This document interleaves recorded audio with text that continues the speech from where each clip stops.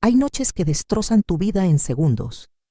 Noches en las que el aire se vuelve pesado, el silencio ensordecedor y el miedo se instala como un huésped permanente en tu pecho.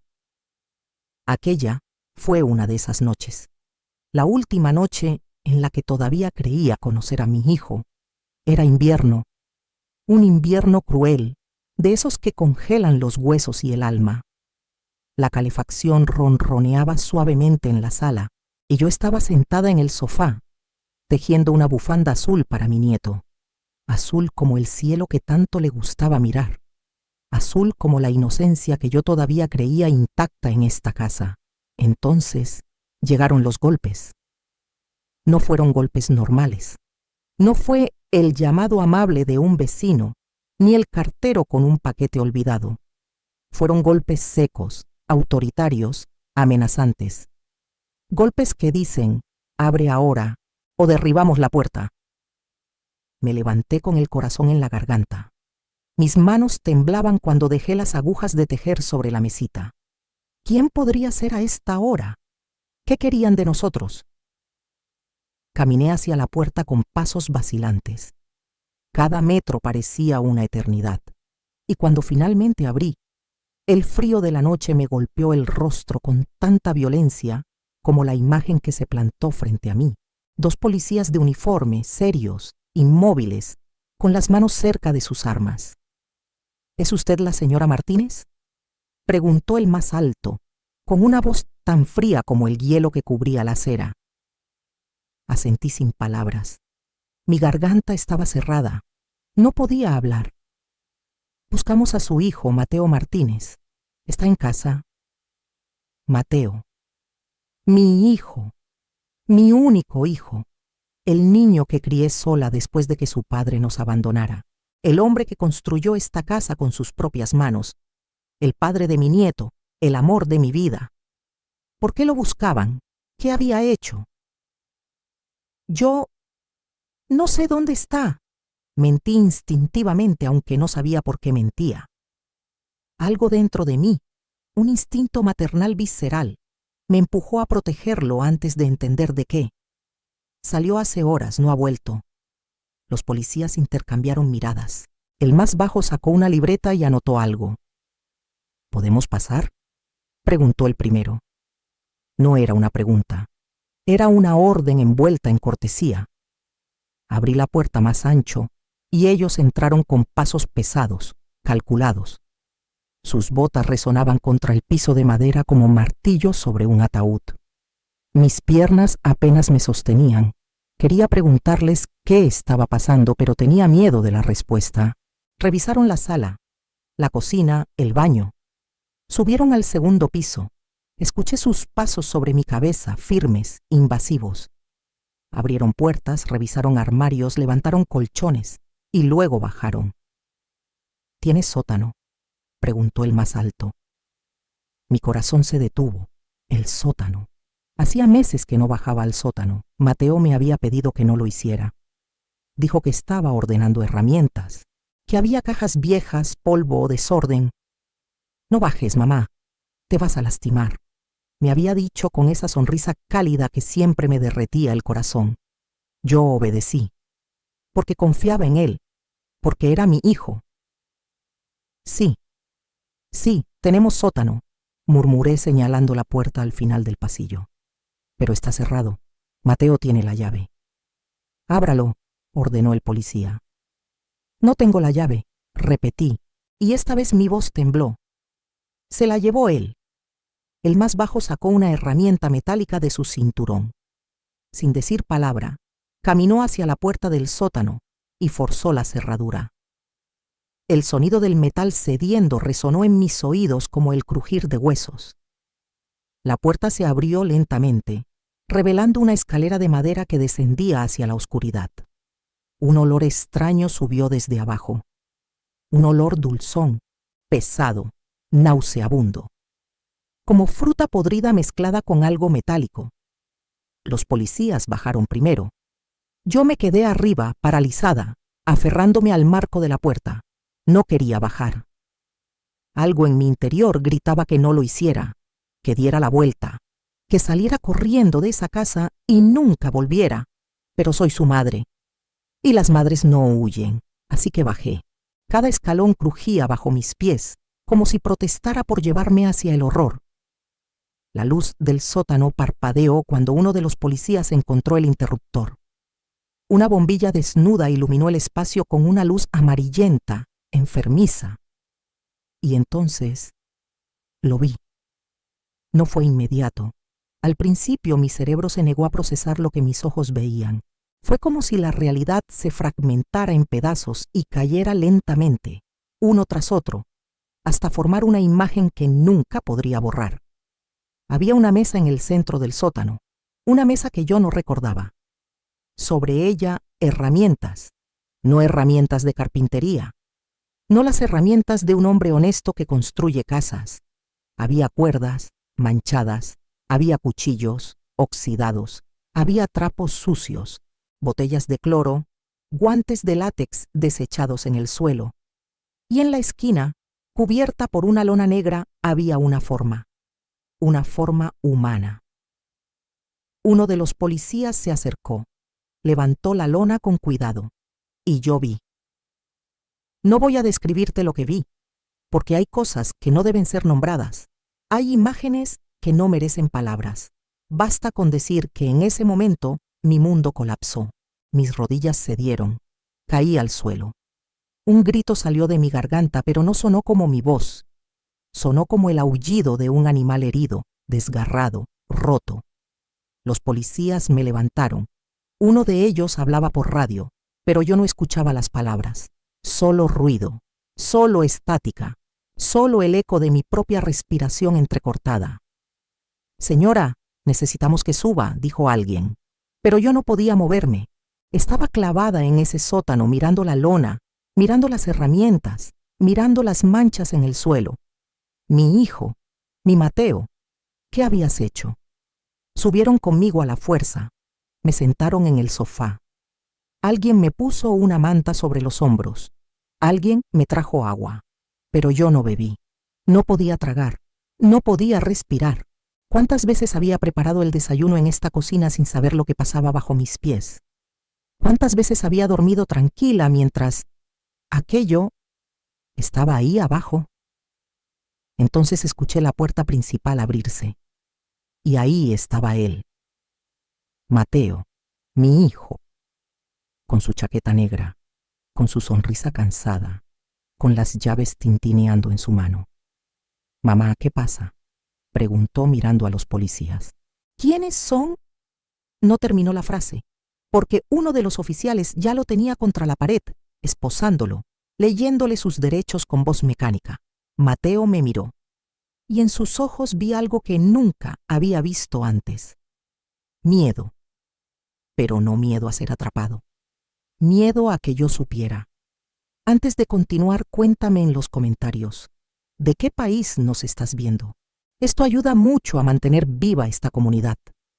Y ahora, mientras me llevaban a dar mi declaración, mientras mi hijo era arrastrado hacia una patrulla, mientras mi vida se convertía en cenizas, solo podía pensar en una cosa: ¿cuánto tiempo llevaba viviendo con un monstruo? Hay recuerdos que se vuelven veneno cuando la verdad los contamina. Momentos que creías hermosos, pero que ahora arden como brasas en tu memoria. Porque cuando descubres quién realmente es la persona que amas, cada abrazo que te dio se convierte en una mentira. Cada te amo que pronunció en una traición. Pasé los siguientes días en un estado de shock que no puedo describir con palabras.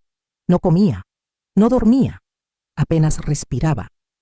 La policía me interrogó durante horas, días, semanas. Querían saber si yo sabía algo, si había sido cómplice, si había encubierto a mi hijo. ¿Cómplice? ¿Yo? Yo que le di la vida. Yo que sacrifiqué todo por él. Yo que cuando su padre nos abandonó, trabajé en 3 empleos para que no le faltara nada. Yo que lloré de felicidad el día que nació. Yo que lo arrullé en mis brazos cada noche durante años. ¿Cómplice de qué? ¿De un monstruo que yo no conocía? Los detectives revisaron cada centímetro de mi vida. Mis llamadas, mis mensajes, mis cuentas bancarias. Querían encontrar algo, cualquier cosa que me vinculara con los crímenes de Mateo, porque sí, crímenes, plural. No fue uno, no fue dos, fueron 7. 7 vidas que mi hijo arrebató con sus propias manos, 7 familias destrozadas, 7 nombres que ahora llevaba clavados en el alma como puñales. Y yo no sabía nada. ¿Cómo es posible? ¿Cómo pude vivir bajo el mismo techo que él y no ver nada? ¿No sentir nada? ¿No sospechar nunca? Las noches se volvieron insoportables. Cada vez que cerraba los ojos, veía el sótano. Veía la lona negra, veía las herramientas manchadas y veía el rostro de Mateo cuando lo esposaron, ese rostro tranquilo, casi resignado, como si hubiera estado esperando este momento durante años. Los medios se volvieron locos. Nuestra casa apareció en todos los noticieros.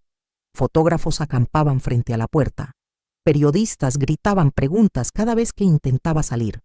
¿Sabía usted lo que hacía su hijo? ¿Cómo se siente siendo la madre de un asesino? ¿Alguna vez sospechó algo? Tuve que mudarme. Dejar la casa que Mateo construyó con sus manos. La casa que ahora estaba marcada con cinta amarilla y manchada con la sangre invisible de sus víctimas. Me fui a un apartamento pequeño al otro lado de la ciudad. Un lugar donde nadie me conociera. Donde pudiera desaparecer, pero no puedes huir de tu propia mente. Empecé a recordar, a revisar cada momento de la vida de Mateo, buscando señales que debía haber visto, y las encontré. Dios mío, estaban ahí todo el tiempo. Cuando tenía 8 años encontré un pájaro muerto en su habitación, un gorrión con el cuello roto. Le pregunté qué había pasado, y él me miró con esos ojos grandes, inocentes, y dijo, «Se cayó del árbol, mamá. Yo solo quería ayudarlo». Me lo creí. Cuando tenía 12, la maestra me llamó porque había golpeado a un compañero de clase hasta dejarlo inconsciente. Mateo dijo que el niño lo había provocado, que lo había insultado, que solo se defendió. Me lo creí. Cuando tenía 17, su novia lo dejó. Una semana después, ella apareció con un brazo roto. Dijo que se cayó por las escaleras. Mateo me aseguró que no tuvo nada que ver, que era un accidente. Me lo creí, porque era mi hijo, porque las madres siempre queremos creer en nuestros hijos, porque el amor de una madre es ciego, incondicional, suicida. Pero ahora, con la distancia del horror, veo la verdad. Yo no quise ver. Elegí la ignorancia, elegí la negación. Y esa elección costó 7 vidas. Una tarde, 2 meses después de su arresto, recibí una carta. Era de él. Mi primer instinto fue quemarla, tirarla a la basura sin abrirla. Pero mis manos temblaban mientras sostenía el sobre blanco, y algo dentro de mí, algo masoquista y enfermo, necesitaba leer sus palabras. La abrí. La letra era la misma de siempre. Esa letra redonda, cuidadosa, que yo le había enseñado cuando tenía 5 años. La letra con la que escribía tarjetas de cumpleaños. La letra con la que firmaba «Te amo, mamá» en cada regalo de Navidad. Querida mamá, sé que no tienes por qué leerme. Sé que probablemente me odias. Y lo entiendo. Tienes derecho. Pero necesito que sepas algo. Nunca quise que tú te enteraras así. Nunca quise que bajaras a ese sótano. Esa noche, cuando llegué a casa y vi las patrullas, supe que todo había terminado. Y mi primer pensamiento no fue para mí. Fue para ti. Porque sabía que esto te destrozaría. No espero que me perdones. No espero que me entiendas. Hay cosas dentro de mí que ni yo mismo entiendo. Hay una oscuridad que siempre estuvo ahí desde que era niño. Una voz que me susurraba cosas, que me pedía cosas, y yo obedecí. Sé que suena a locura, sé que suena a excusa, pero es la verdad. Y la única persona a la que le debo la verdad es a ti. Fuiste la mejor madre que pude tener. Nada de esto es tu culpa. Por favor, no cargues con mi peso. Ya bastante dolor he causado. Te amo. Siempre te amaré. Mateo. La carta cayó de mis manos. Y por primera vez desde aquella noche helada, lloré. No lloré de tristeza, no lloré de rabia, lloré de vergüenza. Porque incluso después de todo, incluso sabiendo lo que había hecho, incluso con las imágenes del sótano grabadas a fuego en mi cerebro, una parte de mí todavía lo amaba. Y eso me convertía en un monstruo también. ¿Y tú? ¿Alguna vez te has decepcionado de alguien a quien amabas profundamente? ¿Alguien en quien confiabas ciegamente? Cuéntame en los comentarios. A veces compartir el dolor lo hace un poco más soportable. Los días se convirtieron en semanas, las semanas en meses. El juicio se acercaba. Los abogados me llamaban constantemente, pidiéndome que testificara a favor de Mateo, que hablara de su infancia, que humanizara al monstruo ante el jurado. Pero yo no podía, porque cada vez que pensaba en hablar por él, veía los rostros de las víctimas en los periódicos. Veía a sus madres llorando en las noticias. Madres como yo. Madres que también amaron a sus hijos. Madres cuyos hijos nunca volverían a casa, por culpa del mío. Una noche, sentada en mi pequeño apartamento, con la televisión apagada y el silencio aplastándome, tomé una decisión. No iba a testificar a favor de Mateo. Iba a testificar en su contra. Porque si realmente lo amaba, si realmente era su madre, mi deber no era protegerlo de las consecuencias de sus actos. Mi deber era asegurarme de que pagara por ellos. Pero lo que yo no sabía entonces, lo que descubriría solo días antes del juicio, era que Mateo no había actuado solo. Hay secretos que no vienen solos. Vienen en capas, como una cebolla podrida que debes pelar con las manos desnudas, llorando con cada nueva revelación. Y cuando crees que has llegado al fondo del horror, descubres que hay otro nivel más profundo, más oscuro, más nauseabundo. Yo estaba a punto de descender a ese abismo. Faltaban 5 días para el juicio. 5 días para enfrentarme a mi hijo en una sala llena de extraños, para mirarlo a los ojos y decir la verdad que lo condenaría para siempre. No había dormido en semanas. Mi cuerpo era solo un cascarón que se movía por inercia, sin voluntad, sin propósito. Esa tarde, alguien tocó la puerta de mi apartamento. No esperaba visitas. Nadie sabía dónde vivía, excepto mi abogado y la policía. Me acerqué con cautela mirando por la mirilla. Era una mujer, joven, tal vez de 30 años. Cabello oscuro recogido en una cola de caballo, ojos rojos, hinchados de tanto llorar. Vestía un abrigo gris demasiado grande para su cuerpo delgado. Abrí la puerta solo una rendija, con la cadena de seguridad puesta. ¿Sí? Pregunté con voz ronca. Señora Martínez, mi nombre es Carolina, dijo ella con voz temblorosa. Sé que no me conoce, pero necesito hablar con usted. Es sobre Mateo. Mi estómago se retorció. Otra periodista. Otra curiosa buscando una historia morbosa. No tengo nada que decir, respondí intentando cerrar la puerta. Espere, por favor. Ella puso la mano contra la puerta, sus ojos suplicantes. No soy periodista, yo era... Su voz se quebró. Yo era amiga de una de las víctimas, de Lucía, la tercera. El aire se congeló en mis pulmones. Lucía. Yo había leído su nombre en los periódicos. 22 años. Estudiante de enfermería. Desaparecida hace 2 años. Encontrada en el sótano de mi casa. Lo siento mucho, murmuré, sin saber qué más decir. ¿Qué se le dice a alguien cuya amiga fue asesinada por tu hijo? Yo también, dijo Carolina, y una lágrima rodó por su mejilla. Pero no vine a culparla, vine a advertirle. ¿Advertirme? Ella miró hacia el pasillo, nerviosa, como si temiera que alguien la estuviera escuchando. ¿Puedo pasar? Solo 5 minutos, por favor. Algo en su mirada me decía que no estaba mintiendo, que no era una amenaza. Así que quité la cadena y abrí la puerta.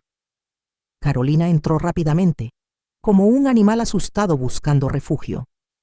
Se sentó en el borde del sofá, retorciendo las manos. Yo me quedé de pie, con los brazos cruzados, esperando. Señora Martínez, comenzó ella, hay algo que la policía no sabe. Algo que yo descubrí hace una semana y que me ha estado destrozando por dentro. ¿Qué cosa? Ella respiró profundamente, como si estuviera reuniendo valor. Mateo no actuó solo. El mundo se detuvo. ¿Qué dijiste? Mateo tuvo ayuda. Alguien lo estuvo ayudando desde el principio. Alguien que... Su voz se quebró otra vez. Alguien muy cercano a usted. Mi corazón latía tan fuerte que pensé que se saldría de mi pecho. No entiendo. ¿De qué hablas? ¿Quién? Carolina sacó su teléfono móvil del bolsillo. Sus manos temblaban mientras buscaba algo. Finalmente, me mostró la pantalla. Era una fotografía de Mateo, pero no estaba solo. Estaba con otra persona, alguien que yo conocía muy bien, alguien en quien confiaba, mi hermano, Roberto. La imagen mostraba a los dos en un estacionamiento vacío, de noche. Mateo cargaba algo envuelto en plástico negro. Roberto abría la cajuela de un coche. Ambos miraban a su alrededor, vigilantes, culpables. ¿Dónde conseguiste esto?, pregunté con voz estrangulada. Lucía era muy cuidadosa. Siempre enviaba su ubicación en tiempo real a un grupo de amigas cuando salía de noche. La última ubicación que envió fue ese estacionamiento. Carolina señaló la foto. Yo fui allí después de que desapareció. Revisé las cámaras de seguridad de los negocios cercanos. Encontré esto en la grabación de una tienda de 24 horas. No podía respirar. Roberto, mi hermano menor, el tío de Mateo, el hombre que me ayudó a criarlo cuando su padre nos abandonó, el hombre que venía a cenar todos los domingos, el hombre que me abrazaba y me decía, no estás sola, hermana, yo siempre estaré aquí para ti. Ese hombre. ¿Se lo mostraste a la policía?, pregunté, aunque mi voz sonaba lejana, como si viniera de otra persona. No, dijo Carolina, porque tengo miedo. ¿Miedo de qué? Señora Martínez, su hermano es policía. El suelo se abrió bajo mis pies. Roberto era detective. Había trabajado en la fuerza policial durante 15 años. Tenía acceso a información, a bases de datos, a casos sin resolver. Y de repente, todo cobró sentido. Las víctimas de Mateo habían sido elegidas con precisión quirúrgica. Mujeres jóvenes, solas, vulnerables. Mujeres que no tenían familia cercana. Mujeres cuyas desapariciones fueron clasificadas como casos de baja prioridad, porque no había nadie que presionara a la policía para investigar. ¿Cómo había sabido Mateo a quién elegir? Porque Roberto se lo dijo. Dios mío, susurré, cayendo sentada en el sofá. Dios mío. Por eso vine a usted, dijo Carolina, porque si voy a la policía, Roberto se enterará. Y si se entera... Ella tembló. Él podría destruir las pruebas, o algo peor. ¿Por qué? Pregunté más a mí misma que a ella. ¿Por qué Roberto haría algo así? Carolina negó con la cabeza. No lo sé, pero necesitamos descubrirlo, antes del juicio, porque si Mateo es condenado y Roberto queda libre, él podría seguir matando. Y esta vez, sin nadie que lo detenga. Sentí náuseas. Me levanté y corrí al baño, vomitando bilis. No había comido nada en días, así que solo salió líquido amargo. Cuando regresé, Carolina seguía sentada esperando. ¿Qué quieres que haga?, pregunté limpiándome la boca con el dorso de la mano. Necesito que me ayude a entrar a la casa de su hermano, a buscar pruebas. Algo que podamos entregarle a la fiscalía sin que Roberto se entere. Eso es una locura, dije. Si nos descubre... Si no lo hacemos, interrumpió Carolina. Lucía y las otras 6 mujeres nunca tendrán justicia completa, y usted vivirá sabiendo que su hermano sigue libre, caminando por las calles, buscando su próxima víctima. Se hizo un silencio pesado. Pensé en Mateo, pensé en el sótano, Pensé en las 7 vidas que él arrebató y pensé en Roberto, mi hermano, mi sangre. ¿Cuántas mentiras más había en mi vida? ¿Cuántas personas a las que amaba eran monstruos disfrazados? Está bien, dije finalmente. Lo haré. Carolina asintió aliviada. Gracias. Muchas gracias, señora Martínez. Llámame Elena, dije. Si vamos a hacer esto juntas, al menos llámame por mi nombre. Ella sonrió débilmente, una sonrisa triste, rota, pero sincera. Pasamos las siguientes horas planeando. Roberto vivía solo en una casa pequeña, en las afueras de la ciudad. Trabajaba en turnos rotativos, así que necesitábamos saber cuándo estaría fuera. Carolina consiguió su horario a través de una amiga que trabajaba en la comisaría. El día elegido sería el miércoles. Roberto estaría de turno nocturno. Tendríamos desde las 8 de la noche hasta las 6 de la mañana. 10 horas para encontrar la verdad, o para morir intentándolo. Esa noche, antes de que Carolina se fuera, le hice una pregunta que me estaba quemando por dentro. ¿Por qué me ayudas? Yo soy la madre del hombre que mató a tu amiga. Deberías odiarme. Carolina me miró con esos ojos tristes, cansados, porque Lucía era como yo. Éramos huérfanas, no teníamos a nadie, y cuando desapareció, nadie la buscó con urgencia, nadie presionó, solo yo. Una lágrima corrió por su mejilla. Usted también perdió algo, señora Martínez. Perdió la ilusión de conocer a su hijo, perdió la paz. Ambas somos víctimas de los hombres que amábamos. Asentí, porque tenía razón. Cuando cerré la puerta detrás de ella, cuando me quedé sola en mi pequeño apartamento, me di cuenta de algo que me heló la sangre. Ellos pensaron que yo estaba derrotada, pensaron que me rendiría, que me hundiría en la culpa y la vergüenza hasta desaparecer. Pero mal sabían lo que yo estaba preparando. Hay momentos en la vida donde cruzas una línea invisible, una línea que separa a la persona que eras de la persona en la que te convertirás. Y una vez que la cruzas, no hay vuelta atrás. Esa noche, frente a la casa de mi hermano, con las manos temblando y el corazón latiendo como un tambor de guerra, yo crucé esa línea y nunca volví. Eran las 8:30 de la noche del miércoles. Carolina y yo estábamos estacionadas a media cuadra de la casa de Roberto, dentro de su viejo coche gris. Las luces de la casa estaban apagadas.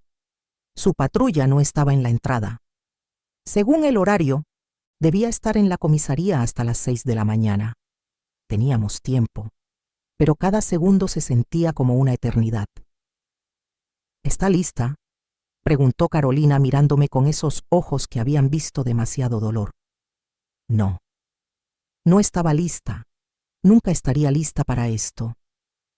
Pero asentí de todas formas. Salimos del coche y caminamos hacia la casa con pasos calculados, tratando de parecer naturales. 2 mujeres visitando a un familiar. Nada sospechoso, nada fuera de lo común. Yo tenía una llave. Roberto me la había dado años atrás. Para emergencias, había dicho. Qué irónico. Esto era una emergencia, solo que no del tipo que él imaginaba. La llave giró suavemente en la cerradura. La puerta se abrió con un crujido leve. Entramos rápidamente y cerramos detrás de nosotras. La casa estaba oscura. Olía a café viejo y a colonia masculina. Todo estaba ordenado, demasiado ordenado, como si Roberto quisiera proyectar control absoluto sobre su espacio. Pero yo sabía que el verdadero desorden estaba escondido. Siempre lo está. Revisa arriba, susurré. Yo me encargo de la planta baja. Carolina asintió y subió las escaleras sin hacer ruido. Yo encendí la linterna de mi teléfono y comencé a buscar. La sala estaba impecable. Sofá negro de cuero, televisor grande, estantes con libros de criminología y novelas policíacas. Nada fuera de lugar. Revisé la cocina. Cajones llenos de cubiertos, trapos, facturas. Nada, el estudio. Un escritorio con una computadora portátil cerrada. Archivadores con carpetas etiquetadas. Casos activos. Casos cerrados. Personal. Abrí el de personal. Dentro había fotografías de mujeres. Mi corazón se detuvo. Eran docenas, imágenes impresas en papel fotográfico. Mujeres jóvenes, solas, caminando por las calles, entrando a sus casas, saliendo del trabajo. Ninguna de ellas sabía que estaba siendo fotografiada. Y en cada foto, una nota adhesiva con información escrita a mano. Vive sola, sin familia, trabaja de noche. Divorciada, sin hijos. Sale a correr todos los días a las 6 de la mañana. Estudiante extranjera, sin contactos locales. Eran perfiles de casa. Sentí que iba a vomitar otra vez. Entre las fotografías reconocí algunos rostros, los rostros que había visto en los periódicos. Las víctimas de Mateo. Todas estaban ahí. Roberto las había elegido. Roberto las había seguido. Roberto las había entregado a Mateo como regalos envueltos. Tomé fotografías de todo con mi teléfono. Cada imagen, cada nota, cada prueba. Entonces escuché un grito ahogado desde arriba. Corrí escaleras arriba con el corazón en la garganta. Carolina estaba en el dormitorio de Roberto, de pie frente a un armario abierto, con la mano sobre la boca, los ojos enormes de horror. ¿Qué pasa?, pregunté jadeando. Ella señaló el interior del armario sin decir palabra. Me acerqué y vi. En el fondo del armario, detrás de la ropa colgada, había una caja de cartón, una caja grande, sellada con cinta adhesiva. Carolina ya la había abierto. Dentro había trofeos, joyas, anillos, pulseras, un reloj de mujer, un collar con un dije en forma de corazón, un teléfono móvil roto, una bufanda ensangrentada, pertenencias de las víctimas. Pero había algo más, algo que hizo que mis piernas cedieran. En el fondo de la caja, envuelto en un pañuelo blanco, había un brazalete que yo conocía muy bien, porque yo se lo había regalado a mi madre antes de morir, y mi madre se lo había dejado a mi sobrina, la hija de Roberto, Camila. No, susurré cayendo de rodillas. No, no, no. ¿Qué pasa?, preguntó Carolina, alarmada. ¿Qué es? Este brazalete, dije con voz quebrada, pertenecía a mi sobrina, Camila, la hija de Roberto. ¿Dónde está ella ahora? Tragué saliva. La verdad era como un puñal retorciéndose en mi estómago. Desapareció hace 3 años. Roberto dijo que se había ido con un novio a otra ciudad, que no quería saber nada de la familia. Yo le creí. Carolina palideció. Dios mío. Él mató a su propia hija, susurré. La mató y luego siguió matando. El silencio era tan pesado que apenas podíamos respirar. Entonces escuchamos algo que nos congeló la sangre. El sonido de una puerta abriéndose abajo. El sonido de pasos en la sala. El sonido de una voz familiar que me hizo querer morir. ¿Elena? ¿Eres tú? Roberto. Estaba en casa. Carolina y yo nos miramos con terror absoluto. Habíamos dejado la puerta del armario abierta. La caja de trofeos estaba a la vista. Las fotografías del estudio estaban desparramadas. Él sabría que habíamos estado buscando. Él sabría que habíamos encontrado. Los pasos subían las escaleras. Lentos, calculados. Elena, sé que estás aquí. Vi tu coche a media cuadra, dijo Roberto con voz tranquila, demasiado tranquila. ¿Qué haces en mi casa? Carolina sacó su teléfono y marcó el 911 en silencio, pero no presionó llamar todavía. Me miró con ojos suplicantes, preguntando qué hacer. Yo me levanté, sequé mis lágrimas y salí del dormitorio al pasillo. Roberto estaba al final de las escaleras. Todavía vestía su uniforme de policía. Su placa brillaba bajo la luz tenue del pasillo. Su mano descansaba sobre la pistola en su cinturón. Nos miramos en silencio durante lo que pareció una eternidad. ¿Encontraste la caja?, dijo finalmente. No era una pregunta. Sí, respondí con voz firme aunque por dentro estaba destrozada. Entonces ya sabes. Sé que mataste a tu propia hija. Sé que ayudaste a Mateo. Sé que eres un monstruo. Roberto suspiró, como si estuviera cansado, como si esto fuera un inconveniente menor. No lo entiendes, Elena. Nunca lo entenderías. Tienes razón. Nunca entenderé cómo pudiste hacer esto. Camila era débil, dijo él con voz fría. Estaba arruinando su vida.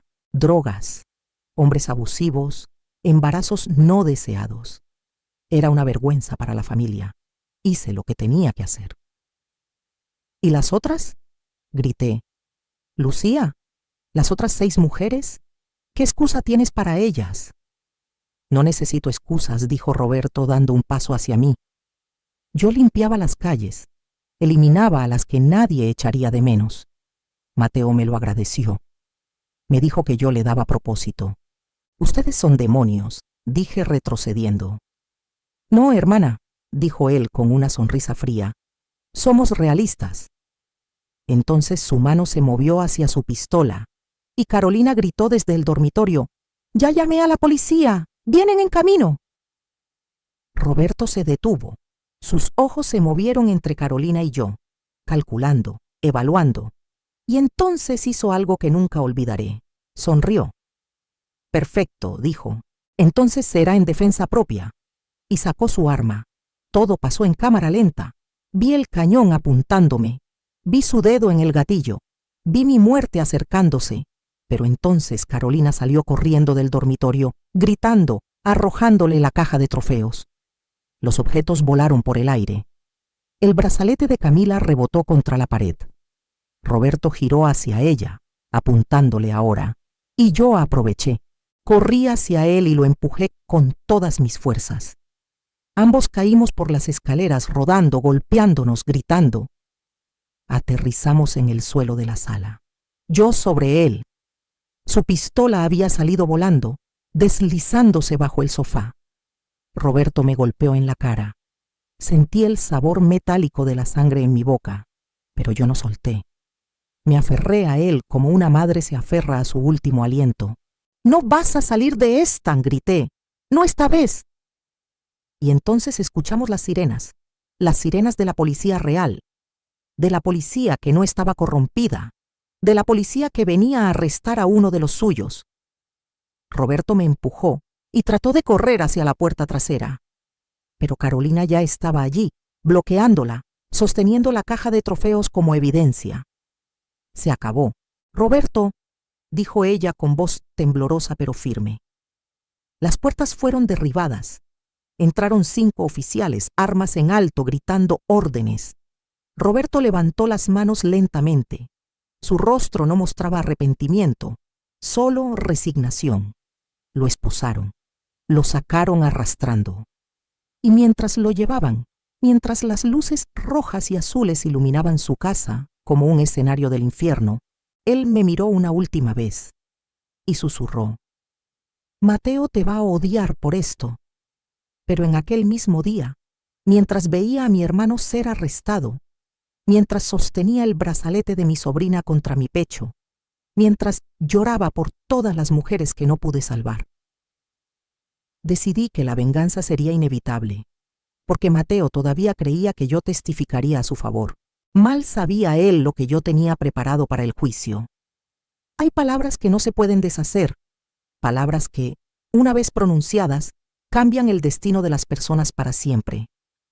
Yo estaba a punto de pronunciar esas palabras y no había marcha atrás. El juicio comenzó 3 semanas después del arresto de Roberto. La sala estaba abarrotada. Periodistas, familiares de las víctimas, curiosos morbosos. Todos querían ver el desenlace de la historia que había sacudido a la ciudad entera. Mateo entró esposado, vestido con un traje oscuro que yo le había comprado años atrás para una entrevista de trabajo. Se veía delgado, pálido, pero tranquilo. Demasiado tranquilo, como si esto fuera solo un trámite. Sus ojos me buscaron en la sala. Cuando me encontró, sonrió. Una sonrisa pequeña, triste, llena de esperanza. Él todavía creía que yo estaba de su lado. Pobre idiota.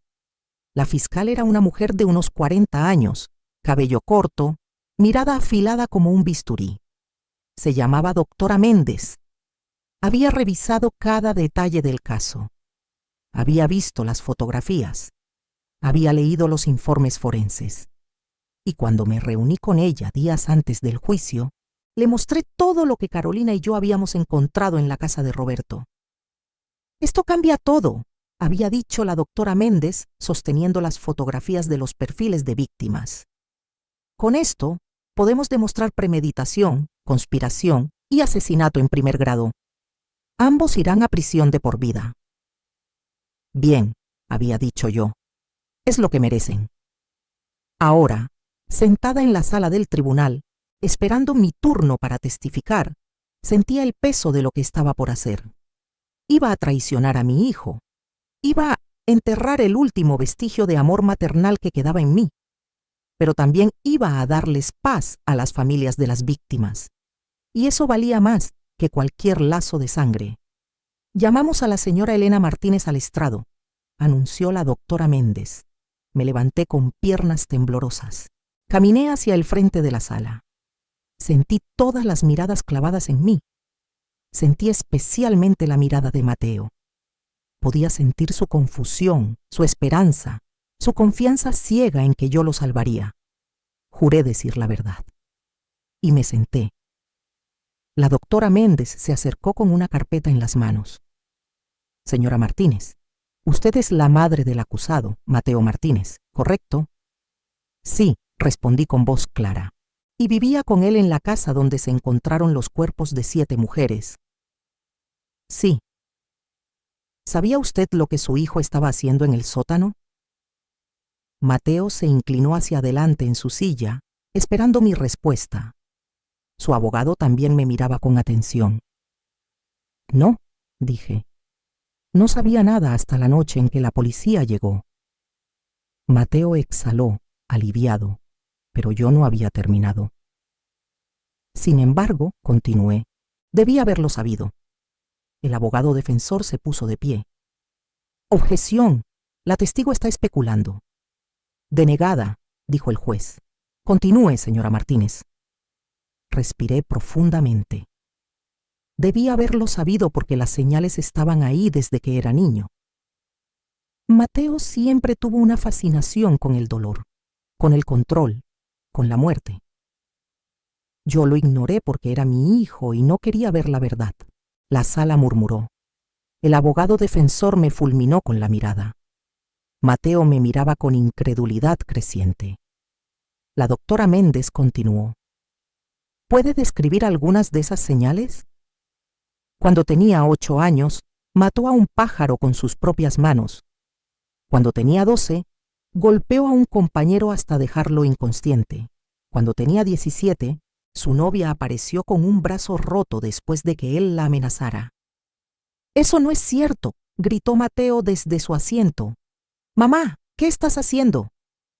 El juez golpeó su mazo. «Orden, señor Martínez. Una interrupción más y será retirado de la sala». Mateo se dejó caer en su silla, mirándome como si fuera una extraña, como si acabara de traicionarlo. Y así era. La doctora Méndez sacó una fotografía de su carpeta.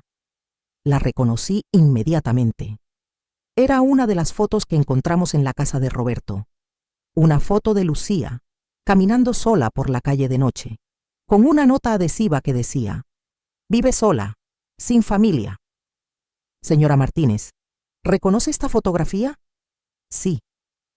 ¿Dónde la encontró? En la casa de mi hermano, Roberto Martínez, el coacusado en este caso. ¿Y qué más encontró en esa casa? Encontré docenas de fotografías similares, perfiles de todas las víctimas. Encontré una caja con objetos personales de ellas, joyas, teléfonos, ropa manchada de sangre. La sala estalló en murmullos. Algunos familiares de las víctimas comenzaron a llorar. La doctora Méndez esperó a que se calmaran antes de continuar. ¿Puede decirle al jurado qué más encontró en esa caja? Mi voz tembló, pero continué. encontré un brazalete que pertenecía a mi sobrina, Camila Martínez, la hija de Roberto. Ella desapareció hace 3 años. Mi hermano nos dijo que se había ido con un novio, pero ahora sé que él la mató. Y luego siguió matando. Las lágrimas comenzaron a rodar por mis mejillas. No las detuve. ¿Por qué cree que su hermano ayudó a Mateo? Porque ambos son monstruos, dije con voz firme. Porque ambos disfrutaban cazando mujeres indefensas. Porque Roberto usaba su posición como policía para elegir víctimas que nadie echaría de menos. Y Mateo ejecutaba los asesinatos. Eran un equipo perfecto de depredadores. Mateo estaba llorando ahora. No de tristeza, de rabia. «Me traicionaste», me gritó. «Eres mi madre. Se suponía que debías protegerme». Me giré hacia él. Lo miré directamente a los ojos. «Yo no protejo a monstruos», dije con voz helada, «aunque hayan salido de mi vientre». El juez golpeó el mazo otra vez, pero esta vez no para silenciar a Mateo, para silenciar los aplausos que comenzaron a surgir entre los familiares de las víctimas. La doctora Méndez me mostró más evidencia.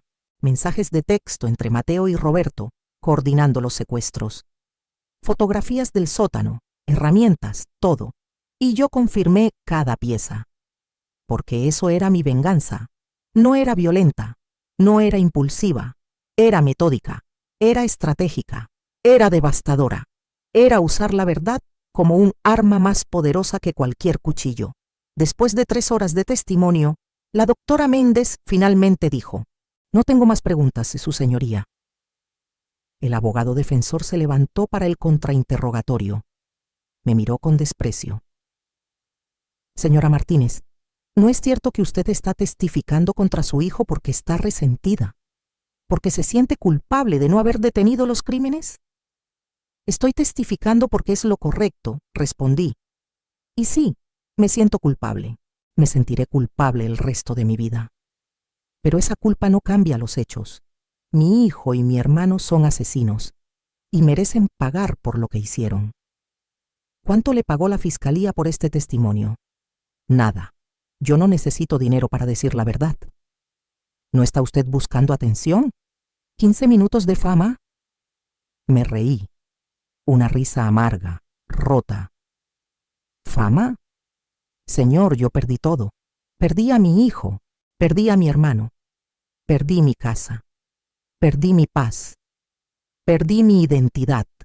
Lo único que me queda es la verdad.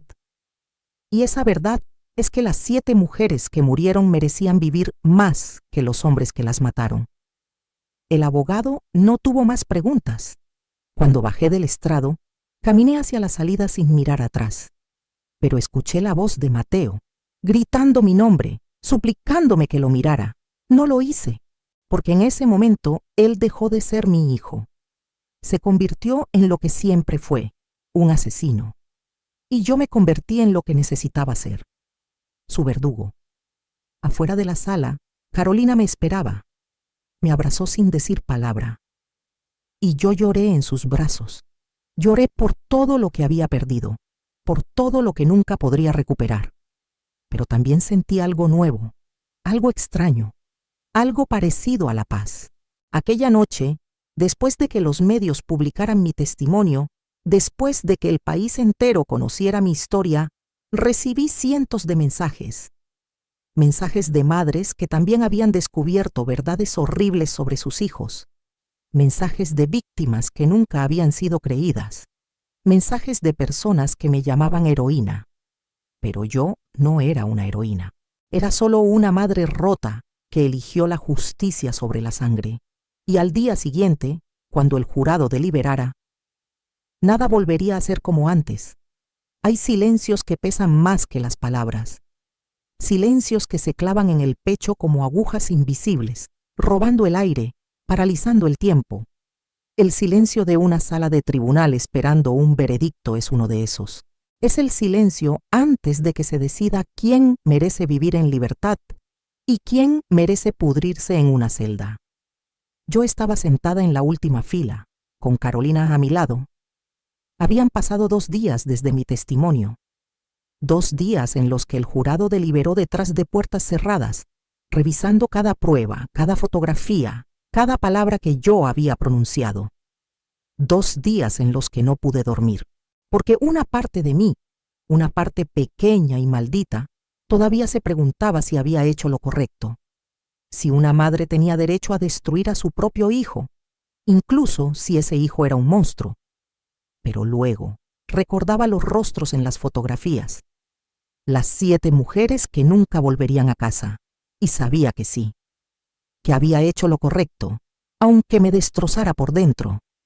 La puerta lateral se abrió, el jurado entró en fila, con rostros serios, impenetrables. Ninguno miró a Mateo, ninguno miró a Roberto, que estaba sentado en otra mesa, esposado, con su uniforme de policía reemplazado por un traje de presidiario naranja. Eso era una señal. Los abogados siempre decían que cuando el jurado no mira al acusado es porque lo declararon culpable. Pero yo necesitaba escucharlo. Necesitaba que las palabras fueran pronunciadas en voz alta. El juez, un hombre mayor de cabello blanco y mirada cansada, se aclaró la garganta. ¿Ha llegado el jurado a un veredicto? La presidenta del jurado, una mujer de unos 50 años con lentes gruesos, se puso de pie. Sí, su señoría. ¿Cuál es el veredicto en el caso contra Mateo Martínez, acusado de 7 cargos de asesinato en primer grado? El silencio se volvió tan denso que podría haberlo cortado con un cuchillo. En el cargo de asesinato en primer grado de Lucía Fernández, encontramos al acusado. Culpable. Mi corazón dio un vuelco. En el cargo de asesinato en primer grado de Andrea Morales, encontramos al acusado. Culpable. Carolina apretó mi mano. En el cargo de asesinato en primer grado de Camila Martínez. Camila, mi sobrina, la hija de Roberto. Encontramos al acusado. Culpable. Escuché un sollozo ahogado. Era Roberto. Lloraba. No por las otras víctimas, solo por su hija. El monstruo todavía creía tener derecho a llorar por alguien. La presidenta del jurado continuó uno por uno, declarando a Mateo culpable de los 7 asesinatos. Y luego llegó el turno de Roberto. ¿Cuál es el veredicto en el caso contra Roberto Martínez, acusado de 7 cargos de complicidad en asesinato en primer grado, obstrucción a la justicia y abuso de autoridad?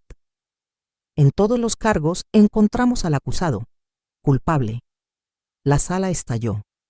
Familiares de las víctimas lloraban, abrazándose. Periodistas escribían frenéticamente en sus libretas. Flashes de cámaras iluminaban la sala como relámpagos, y yo solo cerré los ojos. Era un alivio horrible, doloroso, pero alivio al fin. El juez golpeó su mazo repetidamente hasta que la sala se calmó.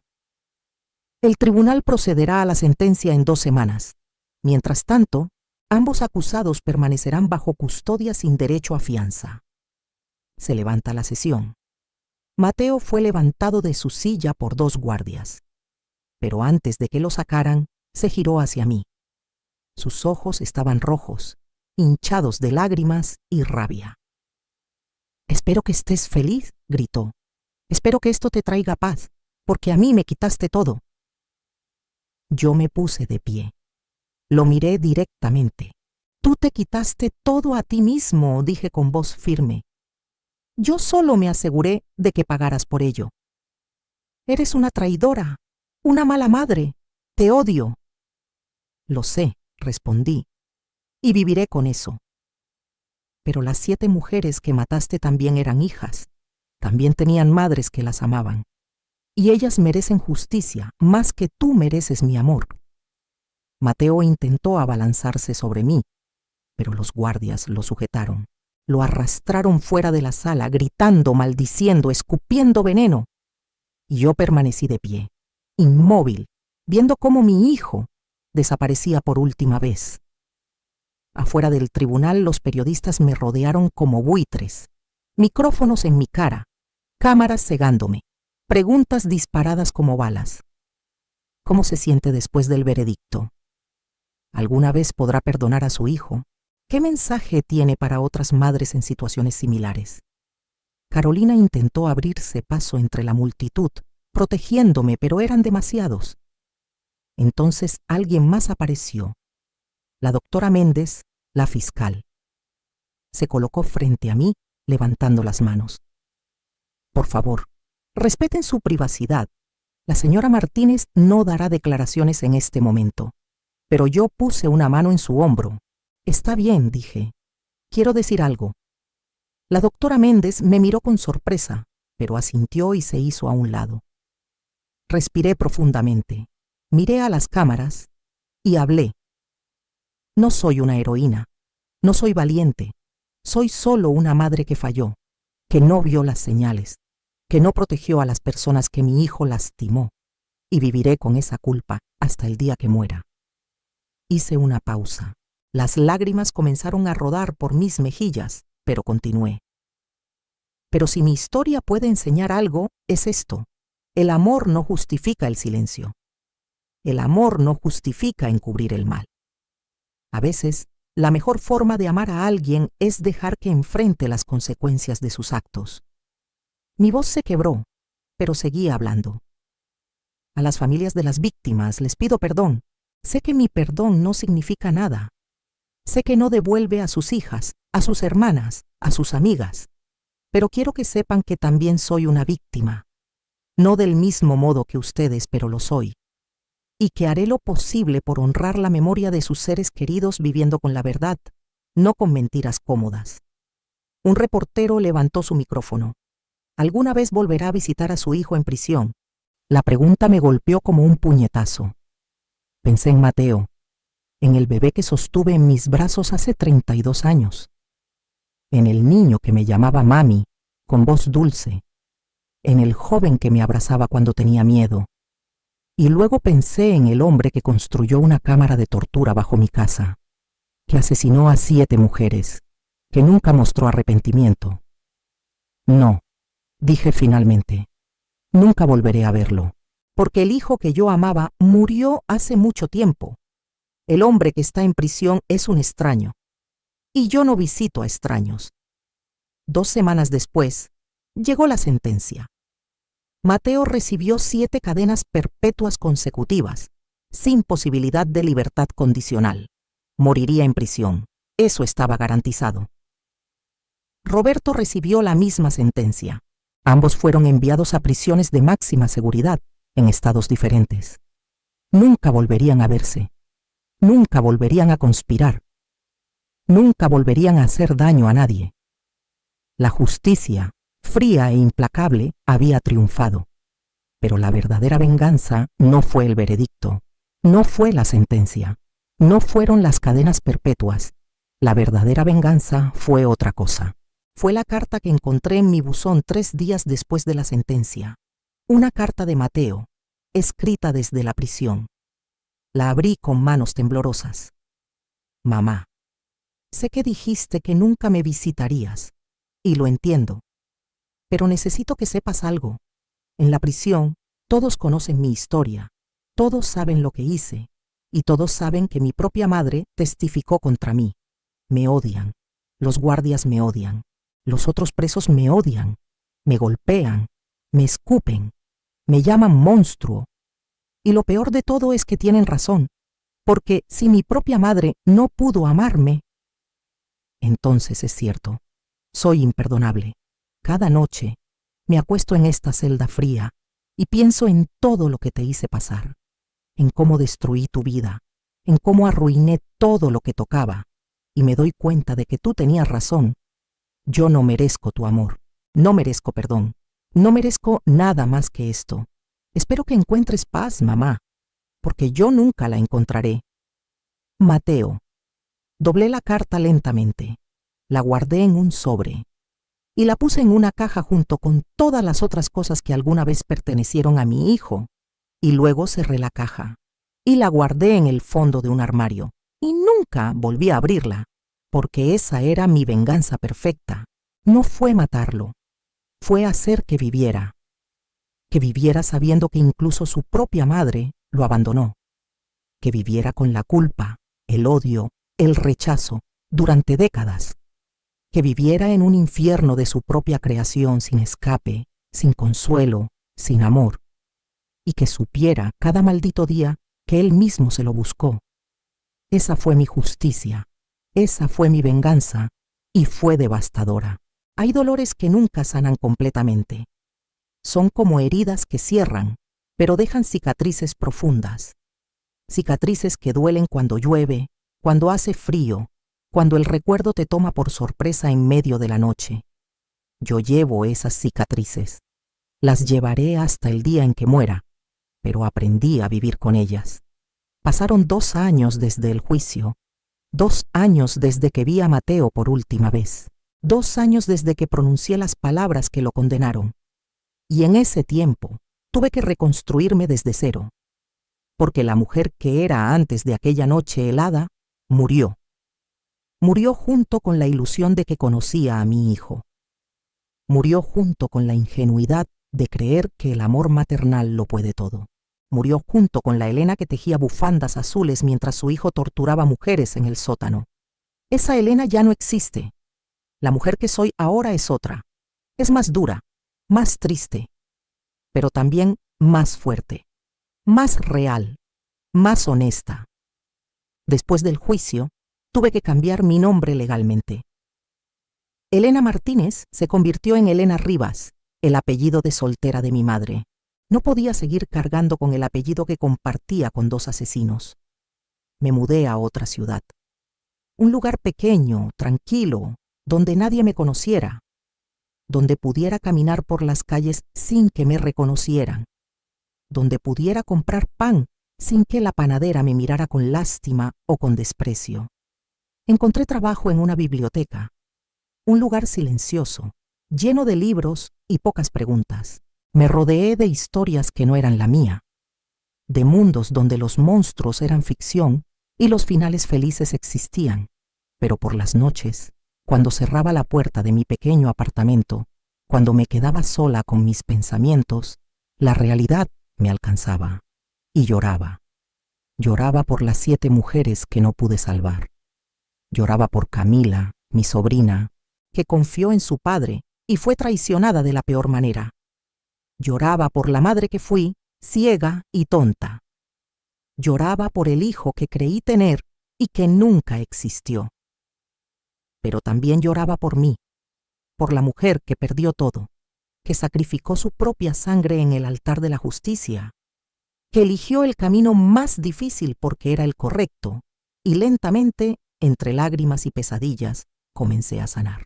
Carolina se convirtió en mi única amiga. Nos escribíamos cada semana. A veces nos visitábamos. Ella también estaba sanando. Había vuelto a la universidad para terminar su carrera de psicología.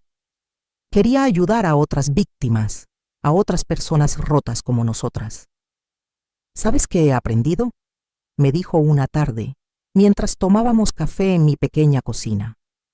Que el trauma no te destruye, te transforma. Y tú decides en qué te transformas. Yo asentí, removiendo mi café lentamente. ¿Y en qué te has transformado tú?, le pregunté. Ella sonrió, una sonrisa triste pero genuina. En alguien que entiende el dolor ajeno. En alguien que puede sentarse con otra persona en su peor momento y decirle: yo también estuve ahí y sobreviví, y tú también lo harás. Eso es hermoso, dije. ¿Y tú, en qué te has transformado? La pregunta me tomó por sorpresa. Nunca lo había pensado de esa manera. No lo sé, admití. Todavía estoy descubriéndolo, pero la verdad es que sí lo sabía. Me había transformado en una mujer que ya no tenía miedo de la verdad, que ya no se escondía detrás de mentiras cómodas, que miraba al horror de frente y decía: te veo y no te temo. Una tarde, mientras organizaba libros en la biblioteca, una mujer joven se me acercó. Tendría unos 25 años, cabello rubio, ojos azules, manos temblorosas.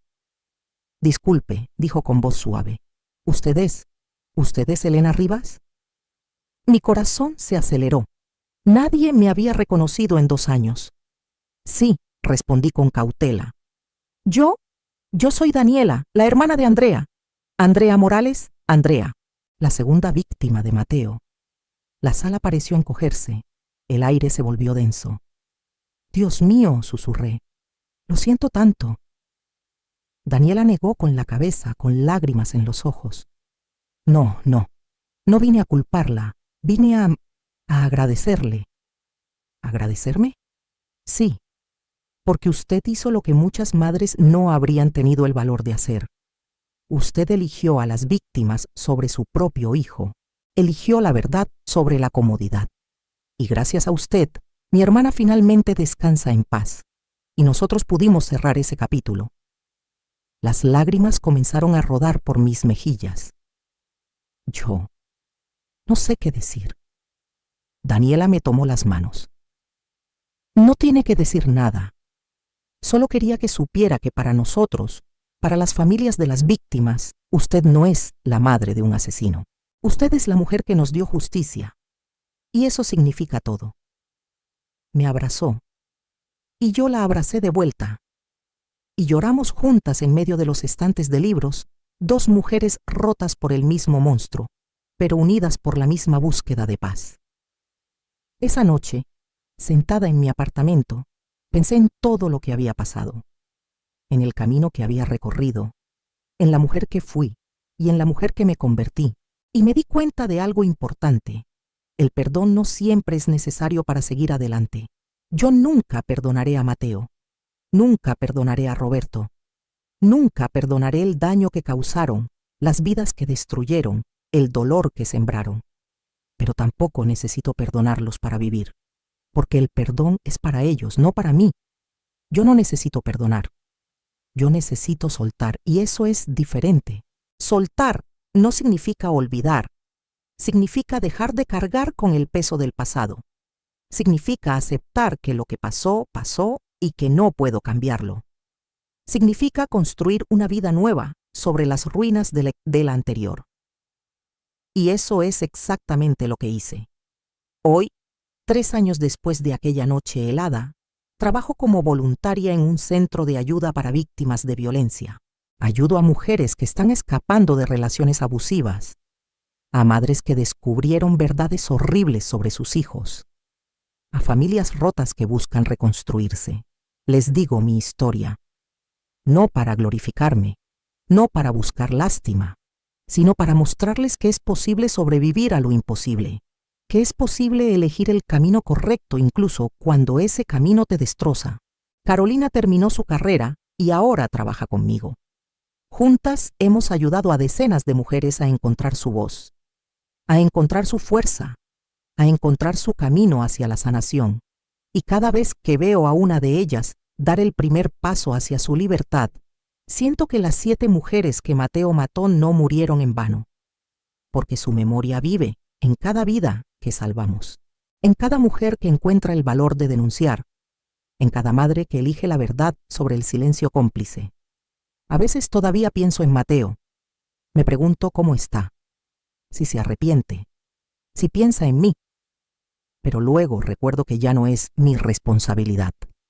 Él eligió su camino. Yo elegí el mío. Y nuestros caminos nunca volverán a cruzarse. Hay una frase que leí en uno de los libros de la biblioteca. Dice así: una madre puede perdonarlo todo excepto lo imperdonable. Durante mucho tiempo esa frase me persiguió, porque pensé que significaba que yo había fallado como madre, que una buena madre debería perdonar incluso lo peor. Pero ahora entiendo que significa algo diferente. Significa que hay límites, que el amor maternal no es infinito, que hay cosas que rompen incluso el vínculo más sagrado, y que está bien poner límites. Está bien decir, hasta aquí llegué. Está bien elegir la justicia sobre el amor ciego, porque el verdadero amor no encubre el mal. El verdadero amor lo confronta. Si esta historia te ha tocado el corazón, si has sentido el peso de mis palabras, si te has visto reflejado en algún momento de este dolor, quiero que sepas algo. No estás solo. Todos llevamos cicatrices. Todos cargamos con dolores que nadie más puede ver. Todos hemos tenido que tomar decisiones imposibles. Y si estás pasando por algo similar, si estás enfrentando una verdad horrible, si tienes que elegir entre el amor y la justicia. Elige la justicia, porque solo la justicia trae paz verdadera. El amor ciego solo trae más dolor. Y a ti, que me has acompañado en este viaje desde aquella noche helada hasta este momento de redención. Gracias. Gracias por escuchar mi historia. Gracias por no juzgarme. Gracias por entender que ser madre no significa ser cómplice. Si esta historia te ha tocado, suscríbete al canal. Tu participación mantiene viva esta comunidad, una comunidad de sobrevivientes, de guerreros, de personas que eligieron la luz sobre la oscuridad. Y recuerda siempre, no importa cuán oscura sea la noche, siempre amanece.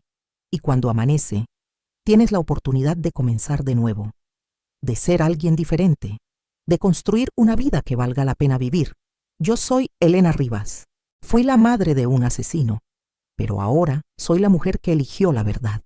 Y esa verdad me liberó.